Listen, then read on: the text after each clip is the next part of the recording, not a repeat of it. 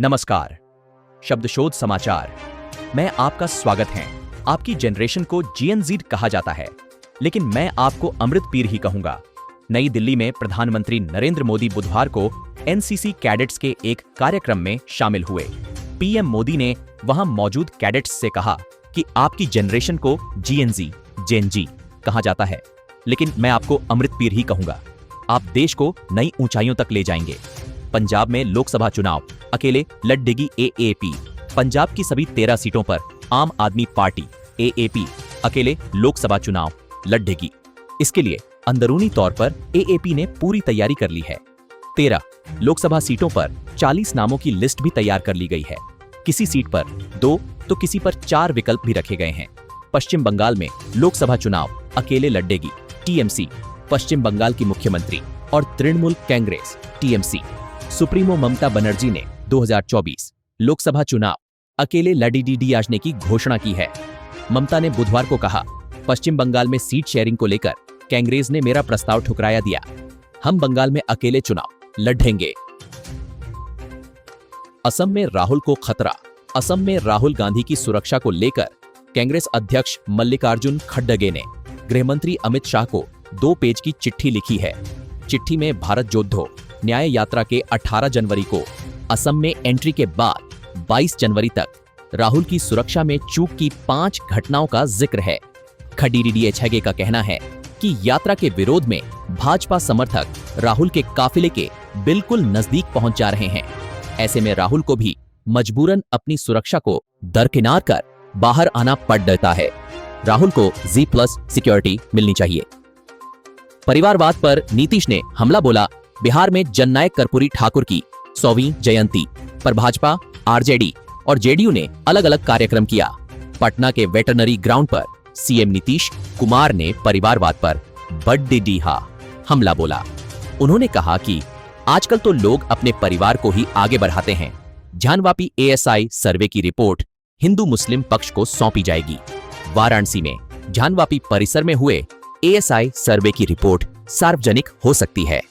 बुधवार को हिंदू पक्ष के वकील विष्णु शंकर जैन ने कहा, आज कोर्ट ने दोनों पक्षों को सुना। इसके बाद सहमति बनी कि एएसआई सर्वे की रिपोर्ट की हार्ड कॉपी दोनों पक्षों को दी की जाएगी।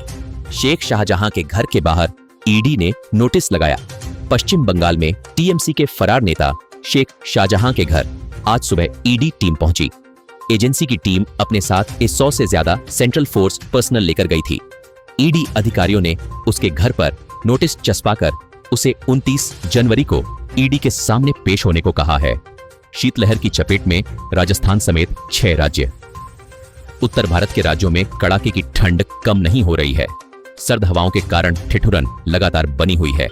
मौसम विभाग ने राजस्थान, हिमाचल प्रदेश, उत्तराखंड, पंजाब, हरियाणा और उत्तर प्रदेश में आज कोल्ड वेव का अलर्ट जारी किया है।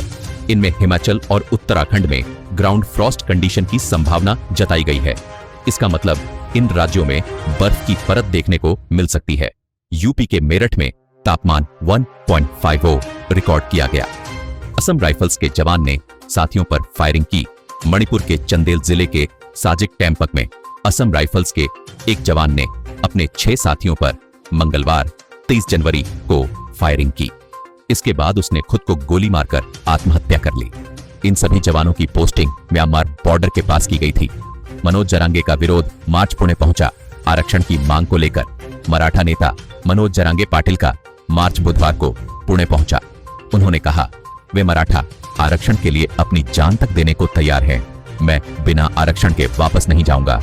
हम मुंबई में अपनी ताकत दिखाएंगे। यहाँ 2 से 2.5 करोड़ लोग जुटेंगे। भोपाल पधारे। रामायण के राम रामानंद सागर के सीरियल रामायण में प्रभु श्री राम बने अरुण गोविल बुधवार को भोपाल पधारे। वे बिट्ठन मार्केट में सुनो श्री राम कहानी की लाइव प्रस्तुति भी देंगे। आयोजन से पहले गोविल पूर्व गृह मंत्री नरोत्तम मिश्रा से भी मिले। एमपी में 3 दिन बाद कड़ी हाके की ठंड से राहत। मध्य प्रदेश में अगले मौत। रूस में यूक्रेनी कैदियों को ले जा रहा एक प्लेन क्रैश हो गया है। हादसा पश्चिमी बेलगोरोड क्षेत्र में रूसी समय के मुताबिक सुबह करीब 11 बजे हुआ। इस विमान में 65 कैदी मौजूद थे। गवर्नर वाइशेल ग्लाडकोव ने हादसे की पुष्टि की। हमारे चैनल और वेबसाइट को सब्सक्राइब करें। हमारी एप्लीकेशन डाउनलोड करें, नोटिफिकेशन के लिए बेल आइकन दबाएं।